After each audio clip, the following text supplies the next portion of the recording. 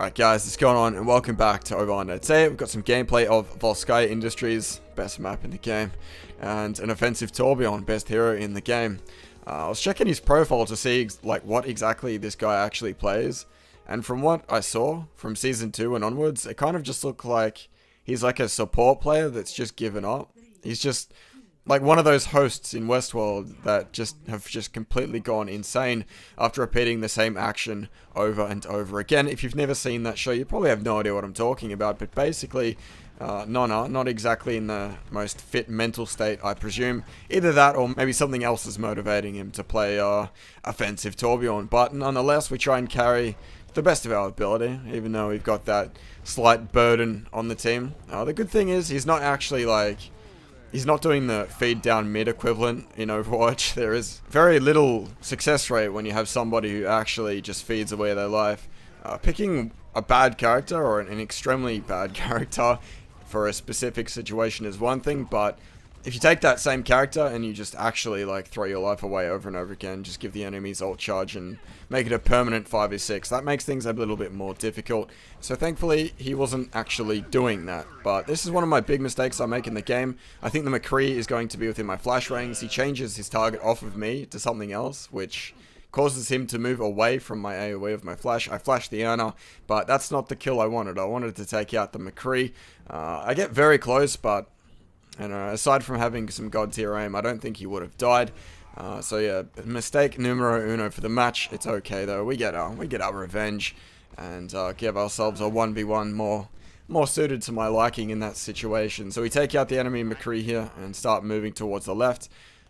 Even with a man down on the enemy side, we need a bit more momentum to move forward here. Take out the enemy Armor as well, and we get a really nice synergistic combo between the Earth Shadow and the Deadeye, and this pretty much just rips the map wide open, giving us a little bit of free room to cap the first point, despite having a Troll Torbjorn on the team.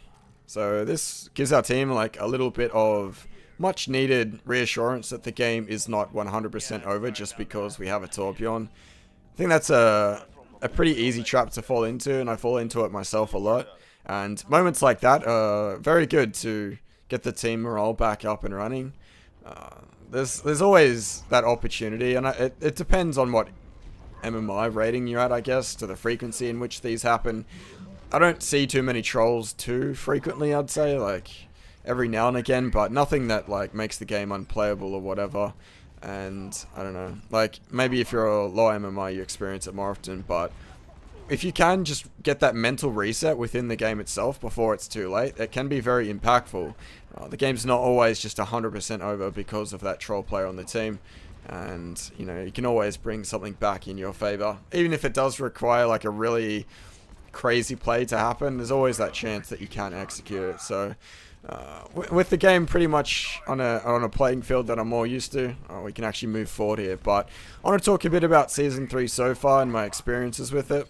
Obviously this game, a couple games after my placements, my rating has tanked around 100 points, but ended up getting it back to Grandmaster, which was nice. But the current meta within the game itself just feels really shit, if I'm gonna be totally honest. This whole Roadhog, D.Va, Reinhardt, Lucio / Zen, and a Soldier 76 meta is really stale to play. And obviously in this gameplay, I'm playing McCree, right? So I think my focus this season, until there is a patch, I think I'm just going to play heroes that I like to play and focus on heroes that I don't play 100%, fantastically, like Mei and whatnot. I want to look to improve on various heroes that, I don't normally play on. This account, obviously, it's level 70. It's not my main account, so aside from that and not voice communicating on this account at all, I just want to use it for practice and whatnot. And to the same extent, why I haven't been posting videos, I've just been practicing, as much as I possibly can, trying to improve. But the current meta is just making it very stale, my progress. I try to save my teammate with the flash to stop the charge, but every action has an equal or opposite reaction, i.e. I get hooked in the face and get fucking deep-throated by a shotgun. But anyway, by the time I get back to the point, there was no chance that I could have taken out the enemy squad there.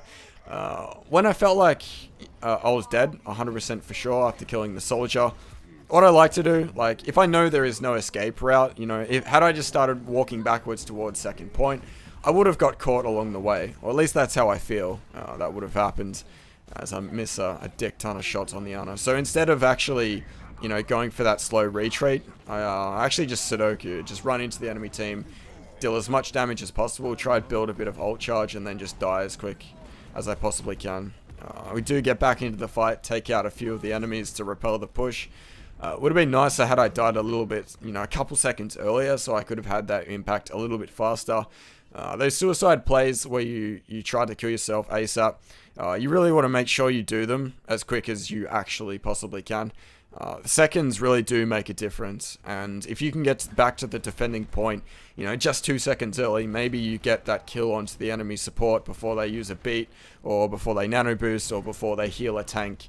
You know, something that can really swing a game in its favor. It's not always like a black and white thing, the amount of impact your plays have, but if you can make any form of impact a little bit earlier, chances are it's going to have a bit more of said impact. But I go for the Deadeye here. I hear that my Lucio is going for the beat. I didn't know that the D.Va was on me. That was pretty obvious to me, and I knew I was low health, but I thought if I could get the sound barrier, I would survive for quite a few, you know, quite a few moments longer than I actually did. But since my Lucio died mid-air, bless his soul, I fucking just looked like an idiot and wasted my ult. Not necessarily a bad play to make. You can't really predict the Lucio dying mid-air, but that was the thought process behind that little play there. So with that first push being a failure from the enemy, the second one inevitably will come in. So the Lucio dying before he dropped his beat last push actually gives us a beat equalizer for this push, which is, I don't know, in hindsight, probably good since we managed to defend without it the first time around. But cut in an awkward position here. Without the high ground, I can't really poke too much without taking a crap ton of damage, and I have tanks on the left and the center. Instead of engaging the Reinhardt one-on-one, I try and just kill the squishies in the back. I get a lot of damage onto the baby D.Va, don't get the kill, but thankfully I have a Roadhog that is a god.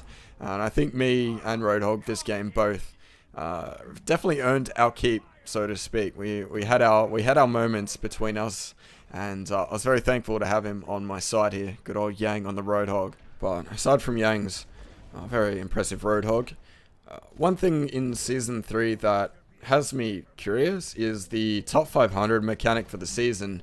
As I make this video, it hasn't actually been released, but if you've been looking at the statistics on websites such as like masteroverwatch.com and checking in with the pseudo top 500 that currently sits right now, it's looking to be this season that we're going to have top 500 players that will need to have approximately like 4,200 or above skill rating just to get into that bracket, where I felt last season I got top 500 with around 3,700, and I'm not entirely sure if this is due to the general inflation or if I just have not improved as much as my peers, but I'm feeling very unconfident with my chances of actually hitting top 500 this season.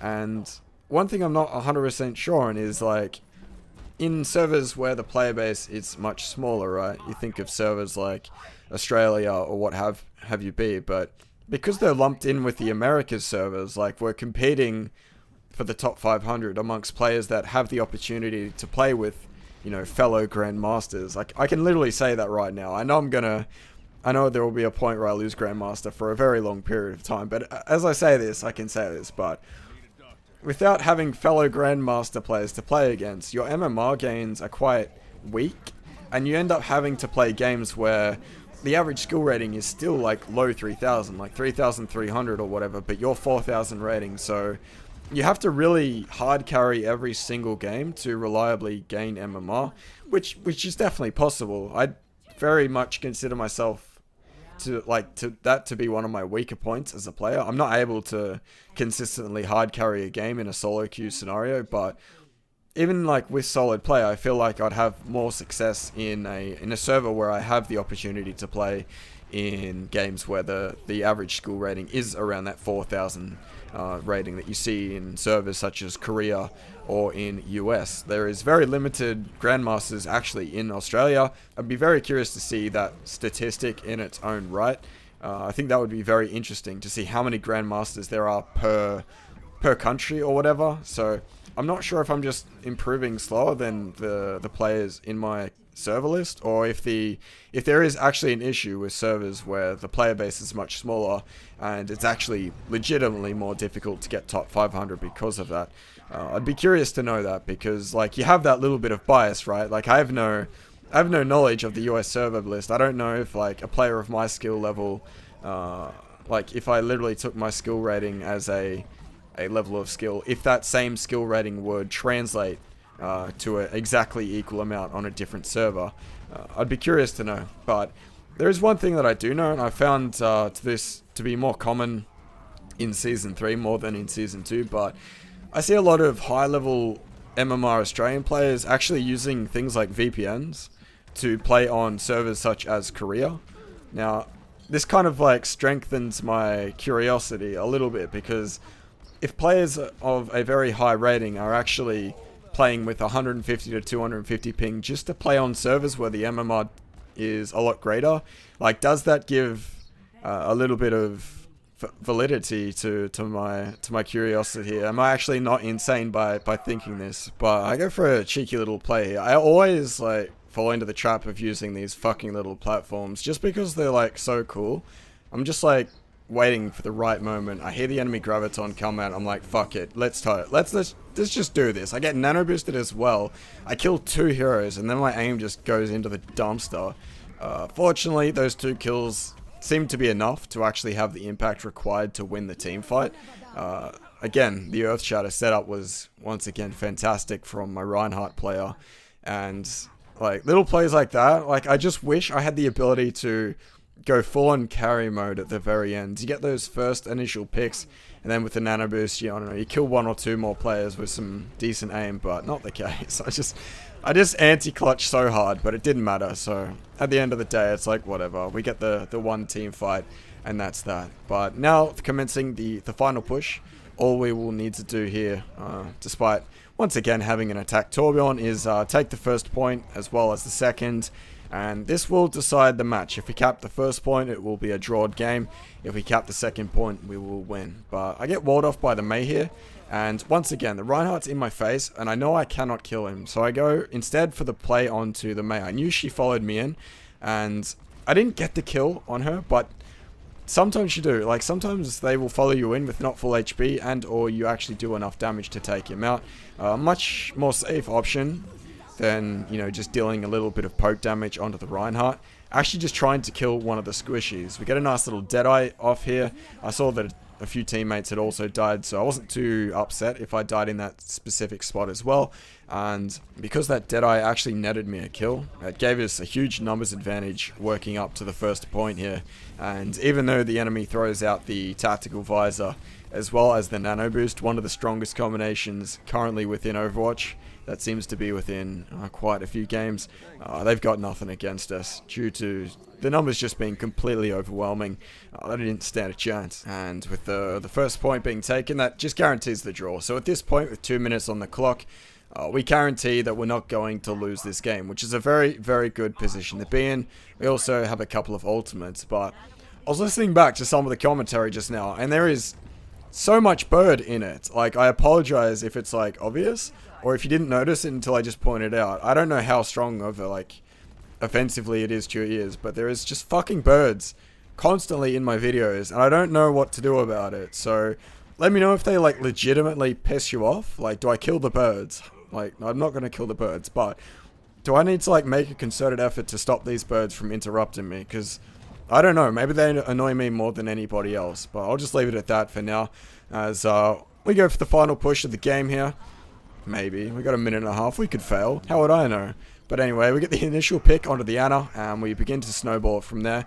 I like to use Deadeye for the second point of Volsky Industries' attack, to zone enemies off the point a lot of the time. If you just stand behind there, like, nobody can realistically stand on the point without risking their death.